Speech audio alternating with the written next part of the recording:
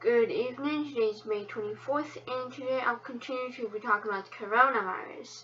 So the first piece of news that I'd like to talk about is how the virus can kill a person, and it's not just the lungs that may be affected, it can reach all parts of the body. So the first way, obviously, is when the virus SARS-CoV-2 reaches the lungs and has a deadly battle with the immune system, causing many of the cells in the lungs to be dead and leaving mucus and pus behind. As a result, pneumonia occurs, and some patients will deteriorate, developing a condition called acute respiratory distress syndrome. Oxygen levels in their blood would plummet, and they'd struggle even harder to breathe.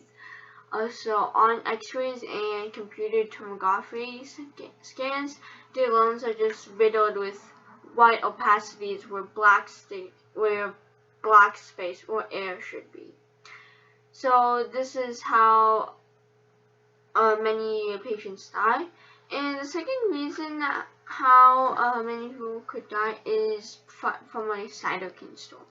The cytokines are chemical signal molecules that guide a healthy immune response, but in a cytokine storm, levels of certain cytokines soar far beyond what's needed, and immune cells basically stack to attack itself, the healthy tissues, and blood vessels leak, blood pressure drops, clots form, and catastrophic organ and failure can ensue.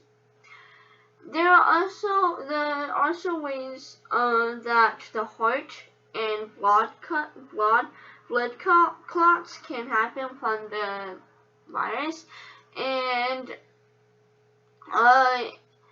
among 184 COVID patients in the Dutch ICU, 38% had blood that clotted abnormally, and almost 1/3 already had clots, according to a April 10th paper.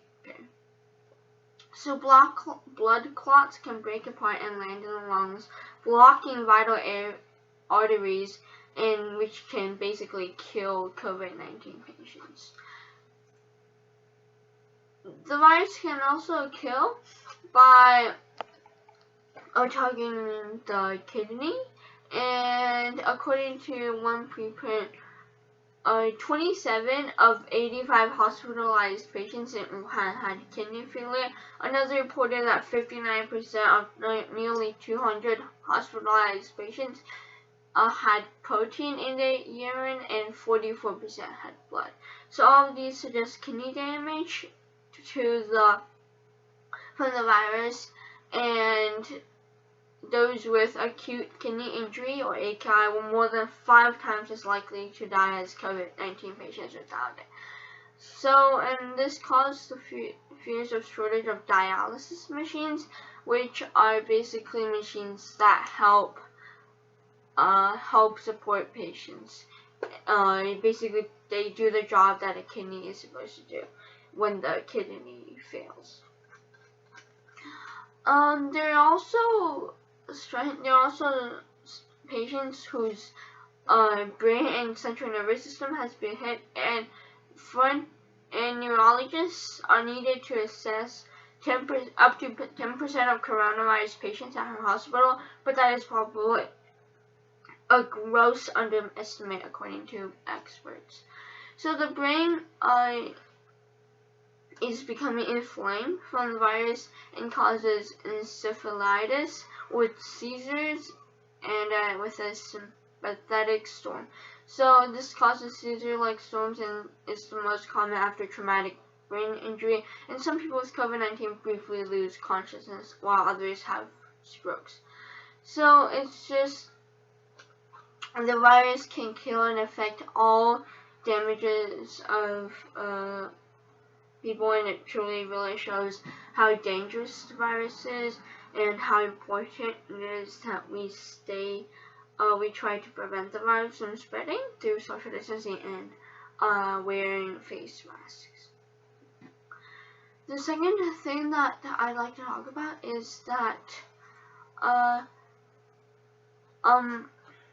The U.S. is approaching a grim milestone of 100,000 deaths from the coronavirus, and since it is the eve of Memorial Day, New York Times has listed 1,000 names on their Sunday front page, and this reflects just 1% of the total.